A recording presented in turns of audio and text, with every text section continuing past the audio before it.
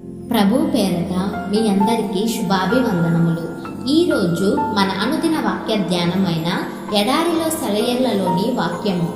నీవేళ నాతో వ్యాజ్యమాడుచున్నావో నాకు తెలియజేయుము. యోబు గ్రంథము 10వ అధ్యాయము 2వ వచనము. అలసిపోయిన ఓ హృదయమా, ఒకవేళ నీ సౌందర్యాన్ని పరిపూర్ణం చేయడానికి దేవుడు నిన్నిలా బాధలకి గురి చేస్తున్నాడేమో. నీలోని కొన్ని అందాలు శ్రమల్లో గాని బయటకి తెలియనివి ఉన్నాయి. ప్రేమ మిడుగురు పురుగు లాంటిది. చుట్టూ చీకటి అలుముకున్నప్పుడే తప్ప దాని వెలుగు బయటకి కనబడదు. నిరీక్షణ అనేది మిణుకుమనే తారలాంటిది. సమృద్ధిగా ఉన్న పరిస్థితుల్లో పగటివేళ సూర్యకాంతిలో అది కనబడదు. శ్రమకాలంలో చీకటి రాత్రిలోనే దాన్ని చూడగలం. కష్టాలనేవి నల్లని మకమల్ గుడ్డల్లాంటివి.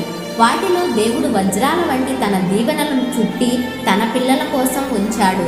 ఆ నల్లని గుడ్డలో వజ్రాలు మరింత తలుపులు విరజిమ్ముతాయి. ఇంతకు ముందే కదా నువ్వు మోకాళ్ళుని ప్రార్థించావు, ప్రభు నాకు విశ్వాసం లేదేమోనని నాకు సందేహంగా ఉంది, నాకు విశ్వాసం ఉంది అని నాకు తెలిసేలా చెయ్యి అని. మరి కష్టాలను పంపమని ప్రార్థించడమేగా ఇది. నీకు తెలియకపోవచ్చు ఈ ప్రార్థనకి పర్యవసానం. ఎందుకంటే నీలోని విశ్వాసం పరీక్షకి గురైనప్పుడే కదా విశ్వాసం అసలు ఉన్నది లేనిది తెలిసేది. ఇది నీకు ఆధారం. మనలోని సులక్షణాలు వెలుగులోకి రప్పించడం కోసం దేవుడు మనపైకి శ్రమలను పంపుతుంటాడు.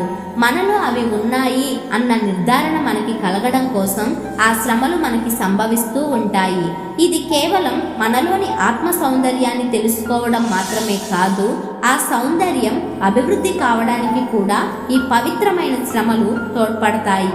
దేవుడు తన సైనికులకు శిక్షణనిచ్చేది సౌఖ్యాలు ఉన్న మందిరాలలో కాదు, బయట ఎండలో కవాతులు కఠినమైన విశ్వాసాలతోనే.